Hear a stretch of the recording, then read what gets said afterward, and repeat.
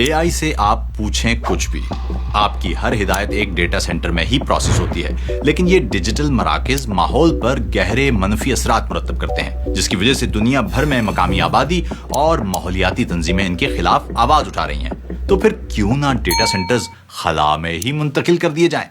یہی خیال ارب پتی شخصیات ایلن مسک اور جیف بیزوس پیش کر رہے ہیں۔ کیا اس سے مسئلہ حل ہو جائے گا؟ یہ اتنا آسان نہیں۔ ماحولیاتی تنظیموں کے ایک الائنس نے خبردار کیا ہے کہ اگر ایسا کیا گیا تو اس کے نتائج تباہ کن ہو سکتے ہیں۔ ان تنظیموں نے امریکی حکام سے مطالبہ کیا ہے کہ ایسے منصوبوں کو فی الحال روک دیا جائے۔ کیا ہم اب خلا میں ایک ماحولیاتی بحران پیدا کرنے جا رہے ہیں؟ مختصراً بات یہ ہے کہ اے آئی کی تیزی سے بڑھتی ہوئی مقبولیت نے بجلی اور قدرتی وسائل پر غیر معمولی دباؤ ڈال دیا ہے۔ مثال کے طور پر آئرلینڈ کے بعض علاقوں میں ڈیٹا سینٹرز مقامی بجلی کی پیداوار کا 20% سے زائد استعمال کر رہے ہیں۔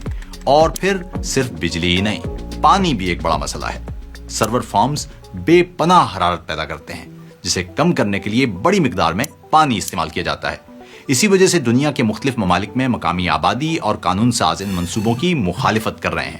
مثال کے طور پر امریکی ریاست ٹینیسی کے شہر میمفس میں، جہاں ایلن مسک کی کمپنی ایکس اے آئی نے 2 بڑے سپر کمپیوٹنگ مراکز کولوسس 1 اور کولوسس 2 قائم کیے ہیں۔ مقامی لوگ بجلی کے نظام پر دباؤ، فضائی آلودگی اور شور کی شکایت کرتے ہوئے ان مراکز کے خلاف احتجاج کر رہے ہیں اور مزید اس منصوبے کی توسیع پر پابندی کا مطالبہ کر رہے ہیں۔ تو پھر خلائی ڈیٹا سینٹرز کے فوائد اور نقصانات کیا ہیں؟ ایک متبادل کے طور پر اسپیس ایکس اور بلیو اوریجن جیسی کمپنیاں تجویز دے رہی ہیں کہ زمین کے نچلے مدار میں ہزاروں ایسے سیٹلائٹس بھیجے جائیں جن میں سرور نصب ہوں اور جو ایک دوسرے سے جڑے ہوئے ہوں۔ اس تصور کو آربیٹل کمپیوٹنگ کہا جاتا ہے۔ پہلی نظر میں یہ خیال کافی پرکشش دکھائی دیتا ہے۔ خلا میں نصب سولر پینلز مسلسل سورج کی روشنی سے بجلی پیدا کر سکتے ہیں، کیونکہ وہاں نہ بادل ہوتے ہیں، نہ بارش اور نہ ہی رات۔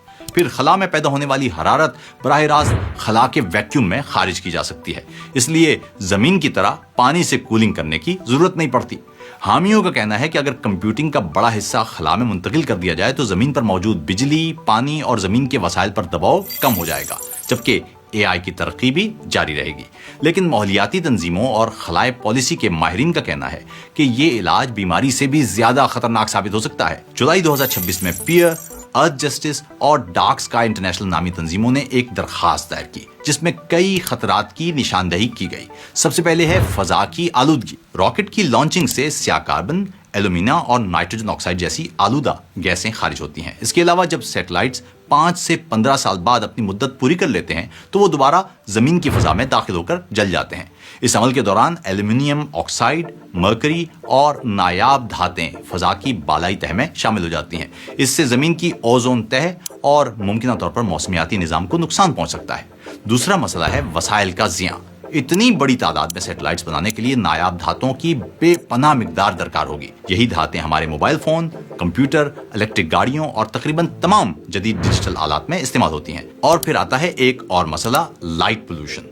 ماہرین فلکیات کا کہنا ہے کہ اگر زمین کے نچلے مدار میں ہزاروں سیٹلائٹس بھیج دیے گئے تو رات کا قدرتی آسمان مستقل طور پر متاثر ہوگا اور فلکیاتی تحقیق کرنا پہلے سے کہیں زیادہ مشکل ہو جائے گا۔ یعنی درخواست دینے والی تنظیموں کا موقف ہے کہ ہم عارضی سیٹلائٹس کی خاطر اپنی فضا کو ناقابل تلافی نقصان پہنچانے کا خطرہ مول دے رہے ہیں، اس لیے ایسے منصوبوں کو فی الحال روک دینا چاہیے۔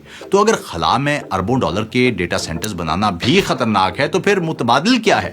کچھ ماہرین کا خیال ہے کہ مسئلہ مزید بڑے ڈیٹا سینٹرز بنانے سے حل نہیں ہوگا، بلکہ زیادہ مؤثر اور غیر مرکزی ٹیکنالوجی اختیار کرنے سے ہوگا۔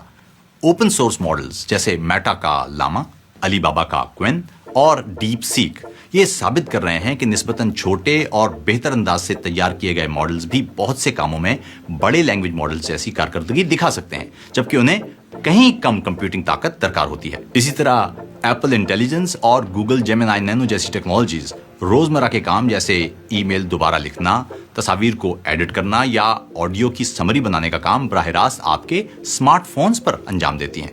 اسے کہا جاتا ہے ایج کمپیوٹنگ، یعنی ہر چھوٹے سوال کو کسی دور دراز کے ڈیٹا سینٹر تک بھیجنے کی ضرورت نہیں رہتی، جس سے بجلی کی بچت ہوتی ہے۔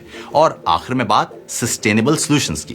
مثلاً ڈیٹا سینٹر سے نکلنے والی اضافی حرارت کو ضائع کرنے کی بجائے قریبی گھروں کو گرم رکھنے کے لیے استعمال کیا جا سکتا ہے۔ مائکروسافٹ کا ایک منصوبہ فن لینڈ کے شہر ایسپو میں تقریباً 1,00,000 گھروں کو اسی اضافی حرارت سے گرم کرنے کا ارادہ رکھتا ہے، جبکہ اس نظام میں توانائی اور کولنگ کے لیے پانی کا استعمال بھی نسبتاً کم ہوگا۔ تو شاید اربوں ڈالر خرچ کر کے خلا میں ڈیٹا سینٹرز بنانے کے بجائے یہی وسائل زمین پر زیادہ تخلیقی، مؤثر اور ماحول دوست حل تلاش کرنے پر صرف کرنا چاہیے۔ آپ اس بارے میں کیا کہتے ہیں؟ اپنی رائے ہمیں ضرور بتائیں۔